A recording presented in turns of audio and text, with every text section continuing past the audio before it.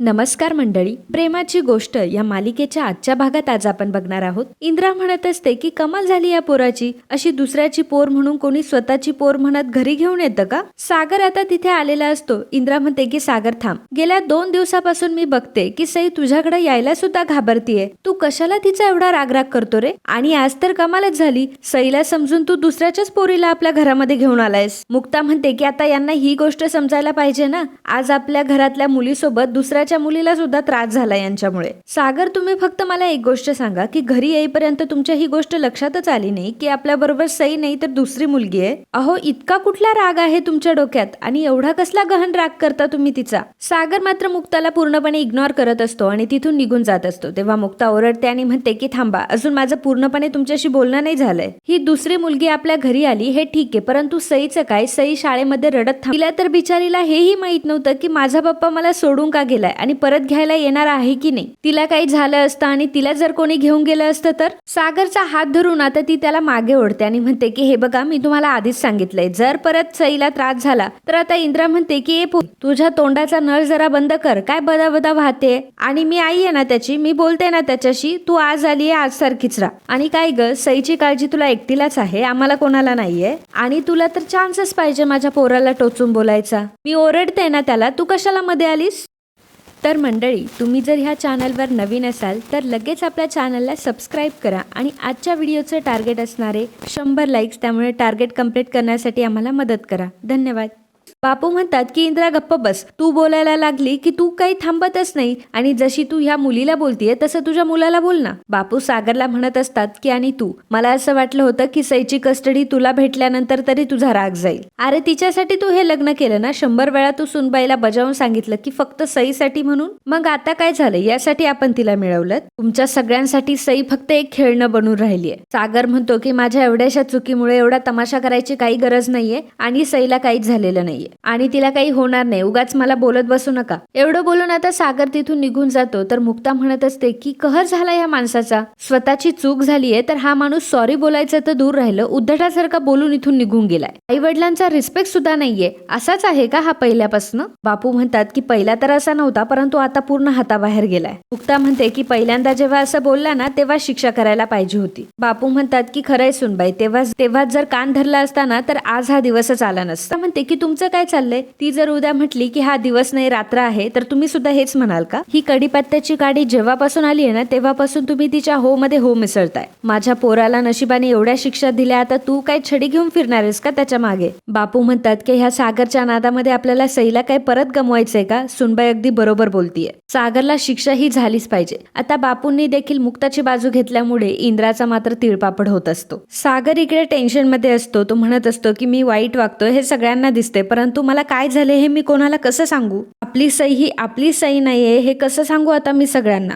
आणि तो आता विचार करू लागतो की हर्षवर्धनने मला सांगितलं आणि मी ऐकलं, असं कसं काय? मी त्याच्यावर एवढा विश्वास कसा काय ठेवू शकतो? मला याबद्दल पुरावा शोधावाच लागेल आणि जर मी खरंच पुरावा शोधला आणि त्याच्यामध्ये ती त्याचीच मुलगी निघाली तर मी काय करू? तर इकडे बापू आता मुक्ताला विचारतात की सई जेवली का? तेव्हा मुक्ता म्हणते की जेमतेम 2 घास खाल्लेत फक्त. आता सई जेवलेली नसते त्यामुळे बापू सुद्धा त्यांचं ताट सरकावून देतात. बापूंना म्हणते की बापू तुम्ही जेवून घ्या ना, मी सईला कसंही करून कोमट दूध तरी पाजेल, परंतु तुम्ही जेवून घ्या बरं. बापू विचारतात की तू जेवलीस का? मुक्ता म्हणते की नाही, सईने काही खाल्लं नाहीये त्यामुळे मलाही काही खावंसं वाटत नाहीये. बापू तुम्हाला खरं सांगू का, माझी भूक तर सागरमुळे मेलीये. घरातल्यांशी असं वागणाऱ्यांची मला तिटकार आहे. मला तर असं वाटतं की असं वागणाऱ्या माणसाला एकदा तरी शिक्षा व्हायला हवी. बापू म्हणतात की सुनबाई तू बरोबर बोलतेय, त्यामुळे आजपासून मी एक निर्णय घेतलाय. आजपासून घरामध्ये सागरचं खाणं पिणं बंद. सागरचं एकही काम कोणी करणार नाही, त्याला कोणी पाणी सुद्धा देणार नाही आणि मी जे बोललोय ते काळ्या दगडावरची रेष. इंद्रा म्हणत असते की अहो तुम्ही काय बोलताय, आपला पोरगा येतो. बापू म्हणतात की जर आपला पोरगा आहे तो तर त्यालाही समजायला पाहिजे. तो माझा पोरगा असला ना तरी मला काही पोसत नाही. माझ्यात हिंमत आहे, ताकद आहे, मी अजून कमवू शकतो आणि तो माझ्या घरात राहतो, मी त्याच्या घरात नाही राहत. कधीही आला, कधीही झोपला, कधीही कोणाशी काहीही बोलला, मी काय हे समजून घेणार नाही. बापू नीताला सांगतात की नीता तू आजपासून इथं काम करतीये ना, जे काही जेवण उरेल उरेल ना डब्यात घेऊन घरी जायचं. स्वाती म्हणते की अहो भाई जेवायचंय अजून. बापू नीताला सांगतात की नीता तुला जे सांगितलंय तेच करायचं आणि सागर जेवला नाहीये म्हणून त्याची काळजी करायची काही गरज नाहीये आणि त्याला जरा राहू दे उपाशी. घरात कोणाशी नीट बोलत नाही, कोणाचं काय चाललंय हे त्याला माहित नाही. इंद्रा म्हणते की हो कामाचं टेन्शन असतं त्याला, सीईओ आहे तो. तर बापू म्हणतात की जर तो सीईओ आहे तर आपली सुनबाई सुद्धा डॉक्टर आहे, ती जर त्याच्याप्रमाणे येड्यासारखं जर वागली तर चालेल का तुला?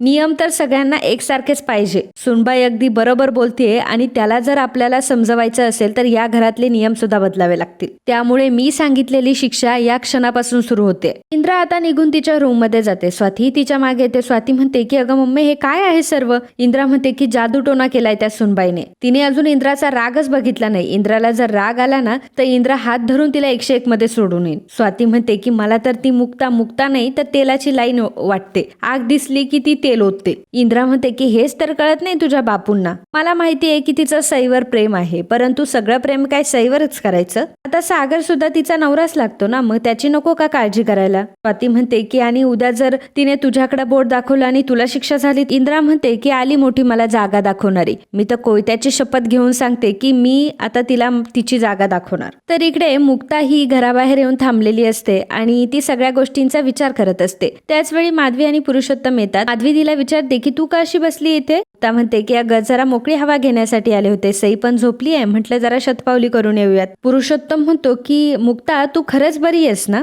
मुक्ता म्हणते की अगं मी खरंच बरी आहे. तर माधवी म्हणते की अगं काय झालं ना, आज पुरणपोळ्या केल्या होत्या. हो तुझ्या वाटणीच्या पण ठेवल्या आहेत, जरा उद्या येऊन खाऊन जा. तुझ्या सासरे नाही आले कारण तुझ्या सासऱ्यांना गोडाचं वावडं आहे ना. आता मनात म्हणत असते की बरं झालं नाही आले, नाही तर तुम्हाला काय काय ऐकावं लागलं असतं. त्याचा जरा मूड ऑफच असतो. तर माधवी म्हणते की मुक्ता तू भांडणं करून तर नाही आली ना? हे बघ तुला एक गोष्ट सांगते की एक जरी माणूस चिडलेला असला ना तरी दुसऱ्याने शांतच राहायचं. असा काय मी गप्प राहिलो म्हणून तर इतकं वर्ष आमचं रिलेशन टिकलंय. तर लगेच हसायला लागते. तेव्हा पुरुषोत्तम म्हणतो की बघ बरं आता कशी मनापासून हसली, नेहमी अशीच हसत राहा आणि हो मधनं असं आमच्या सोबत बोलतही जा अगं. माधवी म्हणते की हे बघ मला माझ्या आईने जे सांगितलं होतं ते मी तुला सांगते.